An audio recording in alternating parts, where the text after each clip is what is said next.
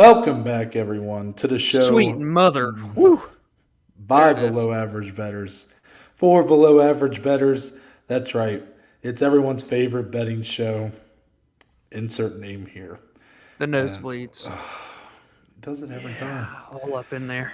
And it's a show strictly for MMA betting. It's I hope true. that's clear because I'm Here we retired. go. I've officially retired from betting on any other sport. Dominic, I had to have this long look in the mirror Yeah. this past weekend. Not only because my Cincinnati Bengals lost the Super Bowl, but my response to that was to, in my depressed state, bet on college basketball games. Now, when I went home Saturday, so I had to place bets before I went home Oh, yeah, true. for the weekend. So it's kind of like just like watching them fail is like watching a car crash. Yeah. Like you can't do anything to stop it. You kind of want to look away, but you just want to see how bad it'll get. Right. You just can't take your eyes off of it. Yeah. So losing the Super Bowl, losing more bets. Response was to continue betting on college basketball. Yeah. Eventually things got, it got bad. Okay. And I don't know how else to really illustrate that, but I'm going to read off every college basketball bet I've made this weekend. And for every bet that Noah reads out, pour one out for him. Now, I want to make clear right here at the top, okay? Gonzaga played a team called Pacific. Who? I don't know. Pacific was a 32.5-point underdog. Oh, I forgot about this one. And, I had a lot of success in my mock bets when I was in Ohio with finding these teams that are huge underdogs, again, and just betting on them to cover. 32.5 points is a lot. That's a lot of points. So all they got to do is lose by 31 or less. I mean, you're still getting your ass kicked. Pacific loses by 38. Yeah. Stuff Not good. Michigan, Purdue, big game. Yeah. Michigan, been a bit underwhelming this year. Purdue, the number 3 team in the nation at the time. Mm-hmm. I take the over, 146 total points. Yeah. Basically, each team put up 73. I thought that was very doable. Purdue, again, you have a game that matters a lot. Michigan kind of fighting for their life right now in a way because they struggled so much to begin the season. They put up 140 total points. Michigan beat Purdue by 24. Purdue put up 58 total points. So just to be clear about that. There's that one. So that was Thursday. Friday, we had a tough 24 versus 25 matchup. UConn at Xavier. I take UConn money line. Just, whatever. They lose by 6. Okay, egg on my face. Should have went with Xavier at home, I guess. But I just went with the better odds. They were the underdog pick. Whatever. Saturday. This is where, again, I'm going home. So, I should be happy. I'm celebrating with family. UFC 271. Yeah. Super Bowl. Yeah. I take Providence minus 9.5. Again, top 15 team in the nation, Dom. Yeah, big They're year for them. going up against DePaul, who? DePaul? The who? DePaul is a 500 team. Never heard of them. Well, I have, but you get it. We get it, yeah. Providence ends up taking this DePaul team to the overtime and only wins by the 3. So I see what you did there. Clever. So Providence in overtime they did get the lead to 7, and then it got dropped down to 3, and that's not 9.5. So right. So Rutgers, Wisconsin, 2 defensive-minded teams, especially Wisconsin. They've been playing really good, but low-scoring games. I take under 132 points. They score 138. Marquette was at Butler. Now Marquette, once again, top 25 team. Butler, more losses than wins on the season. Bad year for Butler. Yeah. Marquette was only a 3-point favorite. And I said, come on, man. Butler's having a terrible year. Marquette, they're really doing well right now. Butler wins by 6. So, okay, that one wasn't good. My Buckeyes we're playing Michigan Saturday. OH. Big game. Yeah. You know. So I'm like, you know what? This is going to be high scoring, over 141. Because Michigan, they put up 82 on Purdue, the number 3 team in the nation. I said, here they're going to go again. Ohio State pretty much dominates the game, 125 total points. Florida versus Kentucky, big game. Little SEC action. And while I thought Kentucky would win the game, I said Florida can make this single digits. If we were a 10-point underdog, Kentucky had a couple close games as of late. I was like, you know what? I think Florida can keep this in the single digits. They were losing by 5 at halftime. I was like, dude, we got this. Right. And then they lost by 21 points. There's that. And then Tuesday. So So this is post Super Bowl. Yeah, really struggling. Because I can't place bets in Ohio, so I had to fucking wait. Kentucky played Tennessee last night. Last night when we're recording at Tennessee, very tough place to play, but Tennessee has this way of just losing games. Like in spectacular fashion. Yeah. Kentucky playing really well. I take Kentucky money line, and Kentucky was losing by 20 points with like 4 minutes left. They lose by 13. And finally, once again, I go to the Wisconsin well, playing Indiana. I go under 132.5 points, and 143 was the total. Dominic, that is 10 straight college basketball bets that failed. Hey, but listen, we're all about transparency here. And here's the thing. Everybody viewing this, they're not here for those bets, Noah. Thankfully, they're here for the MMA bets. And those have not had the same outcome, my friend. That's true. We have been playing very well. If you want to pull it up, I did just have to have a long look in the mirror, Dominic. Of course. And I'm sure our audience appreciates it. I looked in the mirror and I said, "You fucking idiot." I said, being real brutally honest with yourself. I was like, look at yourself. Right. Why would you ever bet on anything else? You are a fight fan. That's all you are. Yes, you live and die by the fights. You don't have a basketball podcast, you fucking moron. Yeah, you have Just Bleed tattooed on your chest. Yeah. It is what it is, though. Look at this, though. This is, yes, here we go. Happy, fun time. Over 4 units positive for UFC 271. Overall, Dominic, we're up 7 units on the year. I would say that is pretty good. So far. Oh, yeah. Any takeaways that stand out to you from this list? I'm looking up the lone X. Listen, all I'm saying is it was a good week for us. We've had 2 really good back-to-back weeks, and we needed that. We had a really rough time at the last pay-per-view at UFC 270, so we were able to pull it back on this pay-per-view event. Really, I'm just going to shout out the parlays because we both hit, first and foremost. And I believe before this event, we had not hit a parlay through the Nosebleeds through the first 3 events of the year. This is true. So now that we both hit on the same night was awesome. We both had Casey O'Neill as a part of it. And then, of course, I had Kyler Phillips and Carlos Alberg. Mine, lower odds than yours, but still plus money on both sides. So I was just happy to get the parlay on the board. No more goose eggs in that category, my friend. Yeah, it was really tough, man. These 2 unit bets are just, they're killing me. You're getting greedy on us.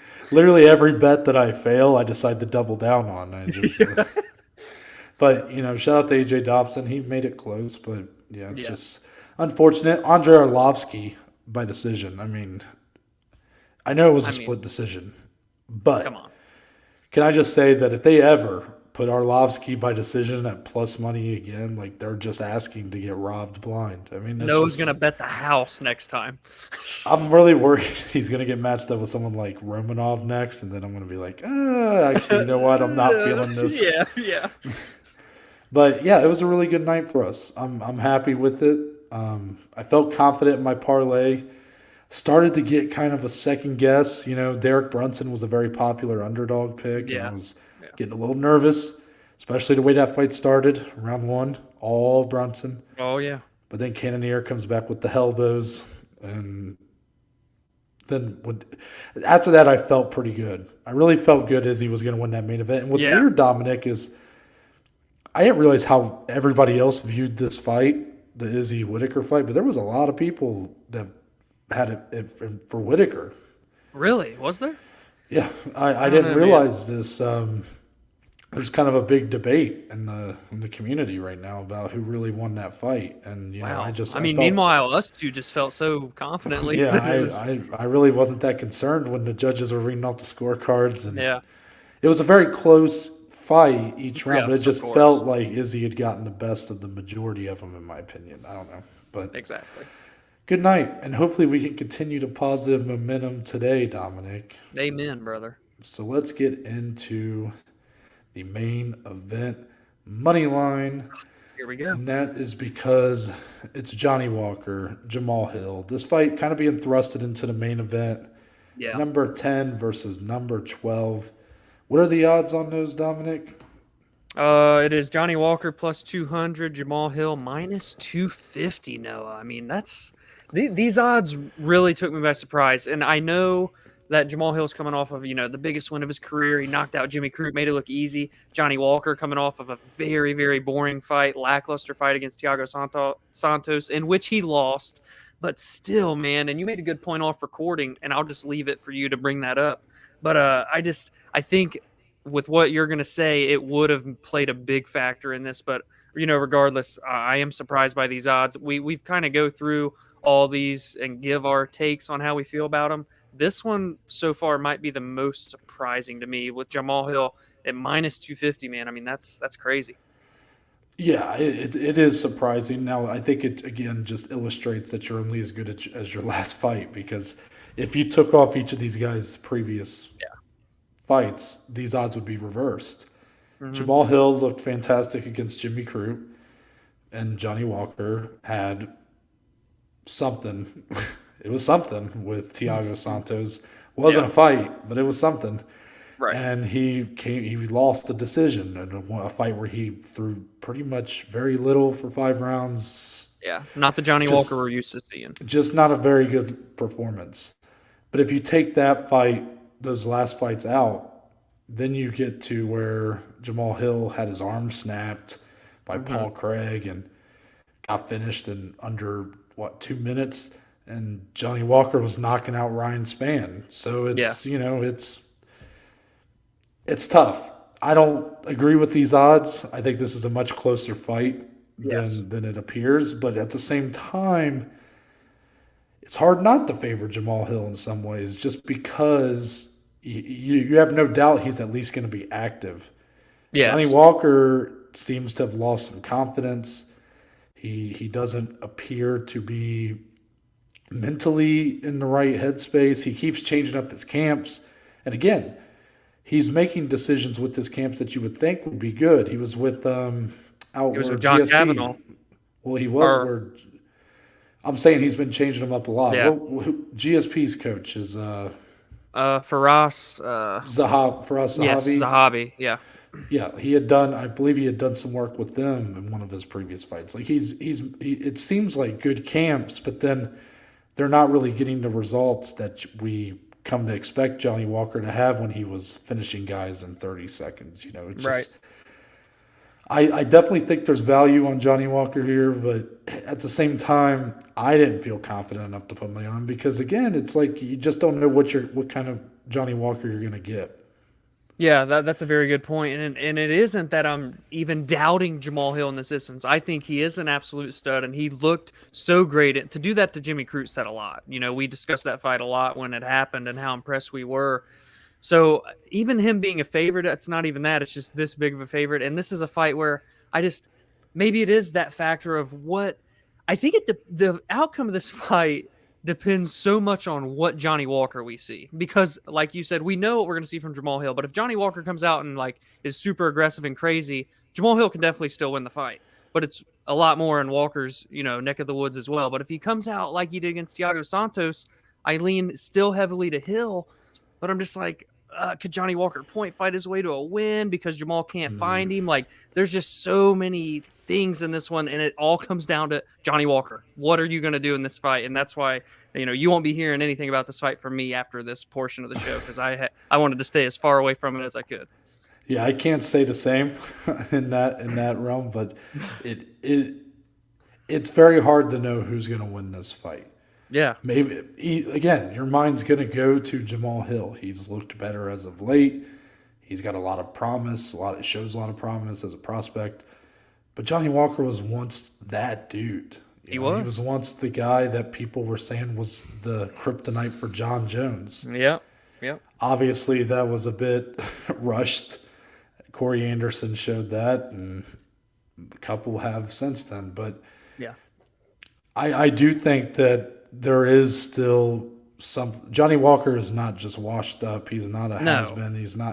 He's still capable of being that guy. But he just has to have that kind of performance. I'm not saying he has to come out and be crazy and wild. Like I think there's a medium that he's been trying to find, but he's just not been able to. And I don't know if it's because he just truly doesn't have a very high fight IQ, or if really technically Dominic, maybe he's just not that advanced. Yeah. And maybe he's just athleticism makes up for it, especially like during his early run. That's a good point. Athleticism and power. It's a heavy combination when it works, but when it doesn't, it exposes you big time. Yeah, this is a big test for both guys, man. It should be a fun one. It might be a fun one. Let's move on to the pick'em fight of the week. And a pick'em, it truly is Diana Belbita goes up against Gloria de Paula. Dominic's the man with the notes here. I'm going to let him give his thoughts on this fight and kind of how these two ladies stack up with one another.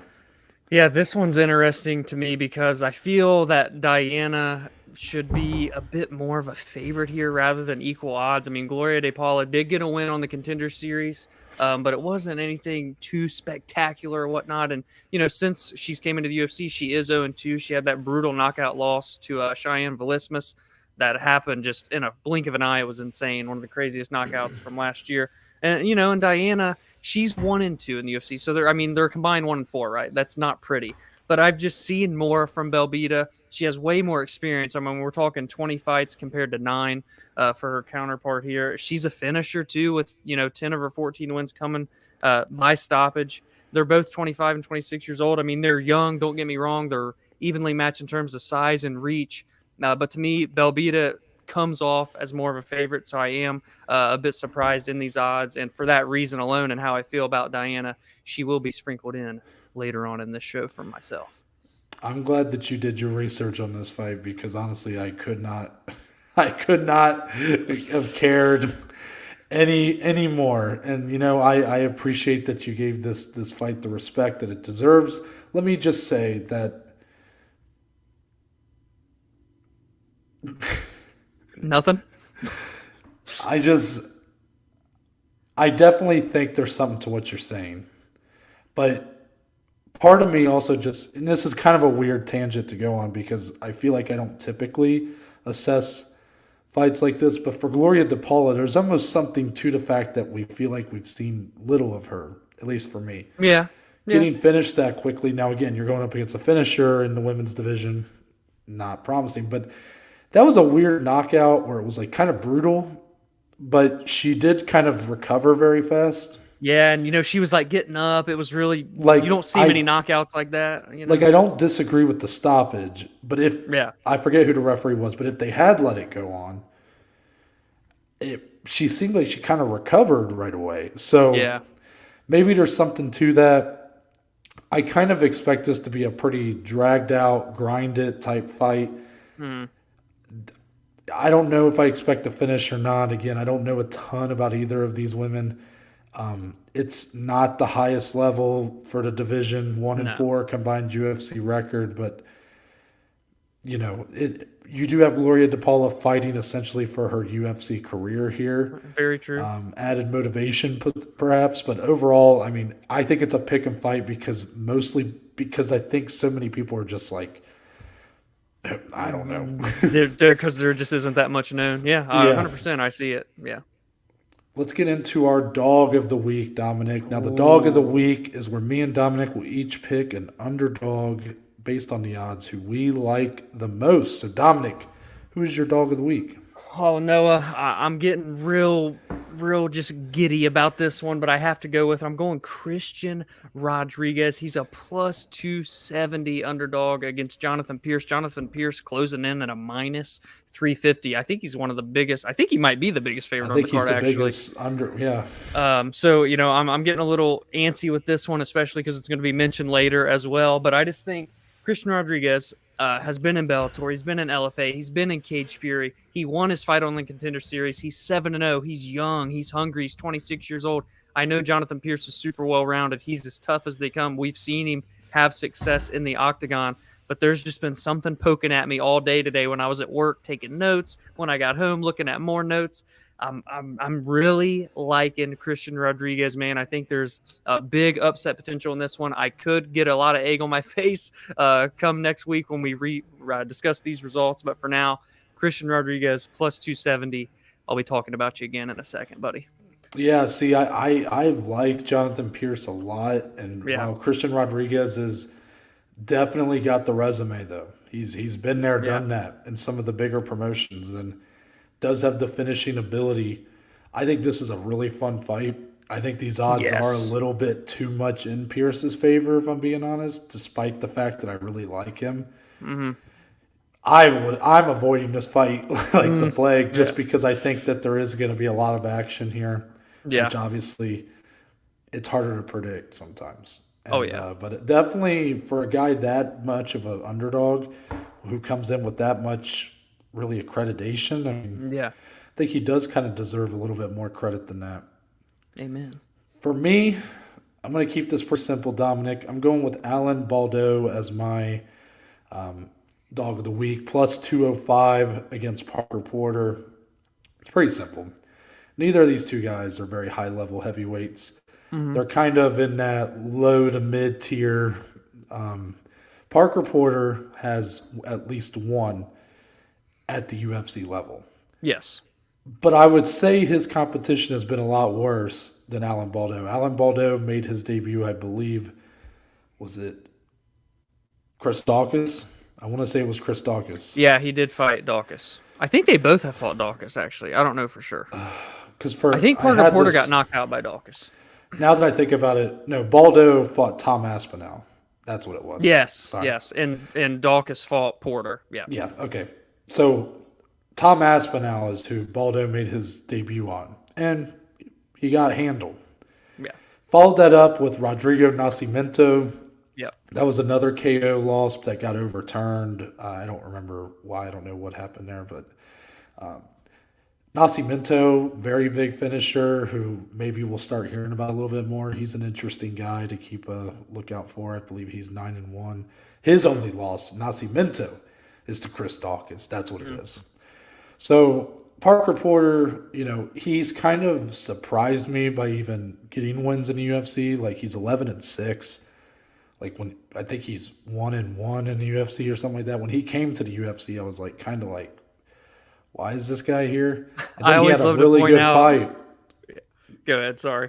With Josh Parisian, he had a really good fight, and that's kind of been his saving grace. But I just think that the competition levels have been a bit staggered. When you have heavyweights with the power they have, anything can happen. I don't love a ton of underdogs on this card, but Alan Baldo is a guy that I definitely am interested in. Yeah, that was a guy that I almost did a little something with too. But did you want to finish your thought? It was just random, but when we very first talked about Parker Porter a long, long time ago on the show, when I used to do like these really way too much notes that nobody really cared about probably on the show, I would go through like notable wins and losses. And he fought John Jones like way, way back in the day before either guy debuted in the UFC. So I just thought it was funny as well. That is interesting. I forgot about that. Yeah. Anyways. He does not look like a guy who should be fighting light heavyweights. Yeah, maybe they'll have their long-awaited rematch. Let's get into the below-average bet slip. This is where me and Dominic combine our plays of the week and try to win some money. So, Dominic, I know we both have a parlay here, and it's a pretty even parlay, so I'm actually going to start because mine's just one less than yours. Mine's a two-leg Moneyline parlay. Comes out to plus 154. Jessica Rose Clark and David Onama. Really, both of these kind of worry me in a way. I tried to think of which fighters I liked the most on this card. Tried to go not really based on who they're fighting, just simply like who do I like. David Onama is a standout for sure. He's Dominic's probably biggest prospect in the UFC right now, which is saying something because the guy's 0-1 in the company, so that's saying something. But now he's back in his true weight class to make a debut against Gabriel Benitez, who is a tough out, but kind of one that does get put out by guys who are prospects. I mean, that's kind of his role, is to kind of give these young guys a fight. Yeah. I think Onama can pass that test. Jessica Rose Clark, Stephanie Egger is a tough fight for sure. Someone who's going to get in the pocket, get in your face. But Jessica Rose Clark, coming off a performance, but after being on a long layoff, so I think she's going to look a little better here and at least get some sort of decision win. Plus 154, 2-leg Moneyline parlay. Dominic, I'll let you take your parlay next. Yeah, no, I mean, I have the same 2 legs there. So Jessica Rose Clark and David Onama. As Noah said, I love David Onama. I'm super excited to see him in his natural weight class with a training camp. There's just a lot of factors playing into it. Like Noah said, Gabriel Benitez, very tough fight for sure. So, a tough kind of road so far for David Onama. To debut on 3 days' notice against Mason Jones up a weight class and had that amazing fight. I think we're in for another really fun scrap here, but I do like Onama. Jessica Rose Clark, again, like you said, kind of an last fight, but at the same time, while it wasn't her typical, like, really scrappy, like we're used to seeing from her, she has shown a bit of an improved skill set, willing to kind of play it smarter to get a win, and for that reason, I liked her. She was almost a 2-1 favorite anyways, but then my third leg to add on to cap this parlay off at a plus 385 is actually Diana Belbita from earlier. She was minus 110, and again, I kind of said I feel like she should just be a bit bigger of a favorite due to her experience factor. She's been in there with a lot more, just more fights in general and more experienced girls. She's coming off a win against Hannah Goldie, whereas Paula, as we talked about, is 0-2 in the UFC. Paula definitely has some motivation here because if you lose, you might be done. But I'm going Diana Belbita, plus 385 on the 3-leg parlay. All right. I'm going to follow you up with a banger, fireworks. I expect this fight to be that. And, maybe that's the cursed words. Yeah. Because who knows? Maybe this fight ends up just boring us to tears. But I based off these 2 guys' resumes, I don't see it. Yeah. Joaquin Buckley, Abdul Razak Al Hassan, 2 just ferocious finishers in the UFC. But also guys that kind of, when they lose, they get put out pretty quickly a lot of times. I'm taking this fight. This is the one that, like, I feel like it's like the low-hanging fruit. Like, it's like the easy pick, but maybe it's like too easy. Like, I'm second guessing it, but I'm just going to go for it. Under 1.5 rounds, minus 115. Not plus money, but I mean, damn near even. Good value for 2 finishers. Oh my gosh! I mean, and I'm going to mention this prop bet that I saw on DraftKings because I didn't end up doing it. I might later end up sprinkling like half a unit on it or something, but for this fight, for it to end in the first 60 seconds of round number 1 is plus 600. I'm not encouraging anybody because that's a risky one, but if you consider the fact that Al Hassan has had more of his 15 fights finish in the first minute of round 1 than not, definitely makes it worth looking into. Now, Joaquin Buckley typically, even as a finisher, goes into round 2, round 3 sometimes, so you're definitely depending on Al Hassan to kind of be the one moving forward, and Buckley kind of having to respond to that, but I definitely think there's a lot of value in this fight. I expect the finish. Just depends on when. And under 1.5, I like that. Yeah, that still gives you plenty of time. 7.5 minutes. You got good value for both guys. My second bet here, I'm going to go with the one that I already discussed, which is Christian Rodriguez. This is going to be the first ever money line bet that I go with, but I'm loving this kid. I'm taking him at plus 270 to defeat Jonathan Pierce. Didn't want to do any props involved. But I kind of talked him up already. He's fought on the Contender Series and did win there. He's fought in Bellator, LFA, Cage Fury, and he's coming off of a 1-minute submission 1 month ago, January 15th. So while he's coming into this just with a month's notice, he's riding momentum. It's his UFC debut. I know it's going to be a hard fight. I don't think he's going to come in here and just storm through Pierce. I think it's going to be gritty. I think it's going to be really fun, as Noah said.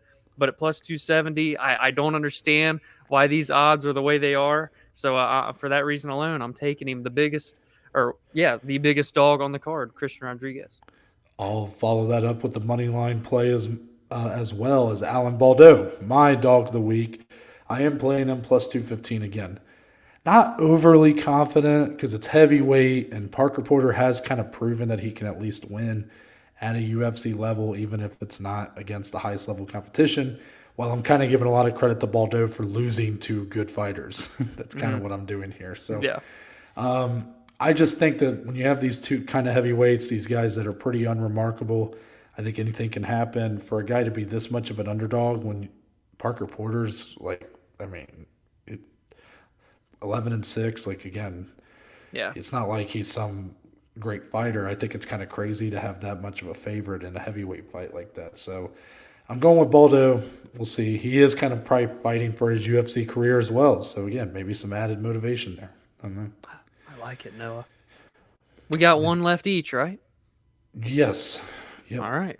So my third and final one, I'm going with the veteran, Jim Miller. Some of the most fights in UFC history, some of the most wins in UFC history. Actually, Dominic, just to mention, with this fight on Saturday, Jim Miller will break the record for the most UFC fights of all time.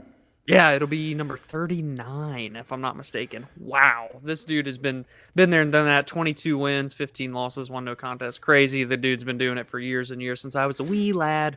But, man, he's won 2 in a row, and I'm going to take him to win a third in a row here. I'm going Jim Miller to win by finish at plus 250. Listen, Noah, he hasn't won 5 straight. Sorry. He's won 2 in a row. But his last 5 wins have all come via finish. 4 submissions and 1 knockout.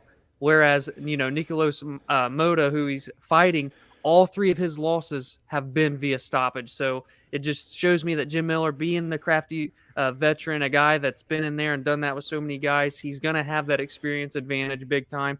And, to add on to that, Nicolas hasn't even fought since November of 2020. So he's been off for quite a long time, and this is a really, really hard debut. Jim Miller, by finish, he's been doing it a lot lately, plus 250. My last one, I am going with that main event, that hard-to-predict fight. Yes, it's a fight that maybe I would tell most people to avoid, but there is one play that I really liked. Minus 125 for the main event. Johnny Walker, Jamahal Hill to go over 1.5 rounds. Again, it's still kind of risky because if Johnny Walker comes out guns blazing, this could be over quick. And Jamahal Hill really just, if he fights like how he did against Jimmy Crute, I don't see the same kind of fight happening because Johnny Walker has much more length than Jimmy Crute does, fights more on the outside, uses his reach. I think Jamahal Hill's going to have to be the guy trying to force himself into the pocket, which changes the dynamic there. So I don't see Jamahal Hill necessarily getting a finish real early.